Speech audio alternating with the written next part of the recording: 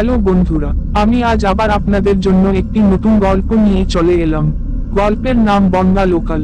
বন্ধুরা, এই গল্পটা যদি আপনাদের ভালো লাগে, ভিডিওটিতে একটি লাইক আর চ্যানেলটিকে সাবস্ক্রাইব করে নিন।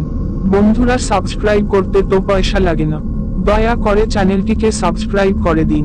আমি রোজ আপনাদের জন্য একটি করে নতুন ভিডিও নিয়ে আসব।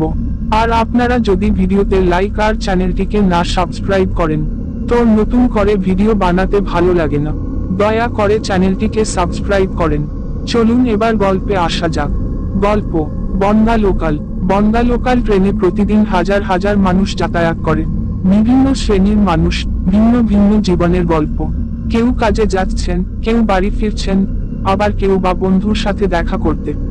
তবে এই প্রতিদিনের যাত্রার মধ্যে কিছু গল্প এমন আছে যা সাধারণ নয়, যেগুলো লোকমুখের রূপ নিয়েছে ভৌতিক গল্পে। রাতের শেষ ট্রেন। বনগা লোকালের শেষ কোচে বসে থাকা এক মহিলা, বয়স হবে 30-এর কাছাকাছি।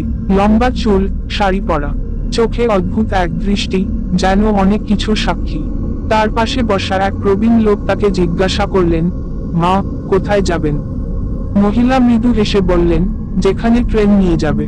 প্রবীণ লোকটি কিছুক্ষণ চুপ থেকে বললেন, এই ট্রেনের শেষ স্টপেজ বনগা।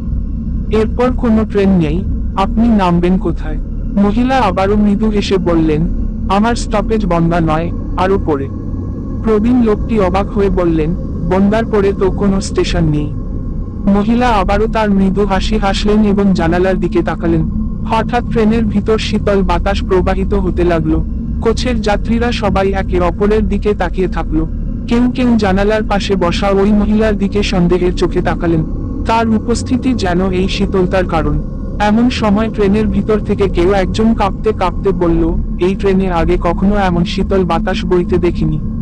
আরেকজন বলল, এটা কি আসলেই বাতাস, নাকি কোনো অশুভ শক্তির প্রভাব? ট্রেন বনগা স্টেশনে এসে থামলো। সবাই নেমে গেল, তবে সেই মহিলাটি তখনও বসেছিল। তাকে জিজ্ঞাসা করা হলে তিনি বললেন, এটা আমার স্টপেজ নয়। চালক তাকে ট্রেন থেকে নামতে বললেন, কারণ ট্রেনের যাত্রা এখানেই শেষ।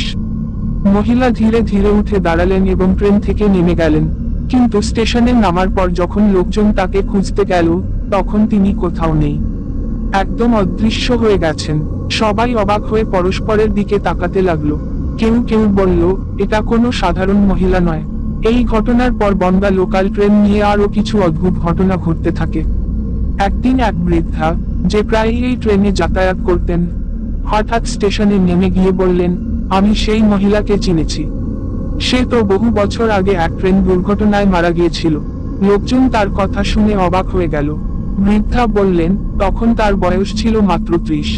এক ভয়াবহ দুর্ঘটনায় ট্রেনের কামরা থেকে ছিটকে পড়ে মারা যায়। সেই থেকে লোকমুখে শোনা যায়, ওই মহিলার আত্মা এখনো ট্রেনে ঘুরে বেড়ায়। এই ঘটনার পর থেকে বনগা লোকাল ট্রেনের শেষ কোচে অনেকেই বসতে ভয় পান। রাতের শেষ ট্রেনের যাত্রীরা নিজেরাই তাদের মধ্যে কৌতূহল থেকে ওই কোচের দিকে তাকান, যদি আবার সেই মহিলাকে দেখা যায়। কেউ কেউ বলে, সে আসলে এখনো তার গন্তব্য খুঁজছে। আবার কেউ কেউ বলে, ট্রেনেই তার আত্মা বাধা পড়ে আছে। বনগা লোকালের এই ভৌতিক গল্প এখনো মানুষের মনে ত্রাস সৃষ্টি করে। তবে সত্য কি আর মিথ্যা কি, তার এখনো রহস্যময়। এই গল্পের শেষটুকু যে কেউ বলতে পারে না।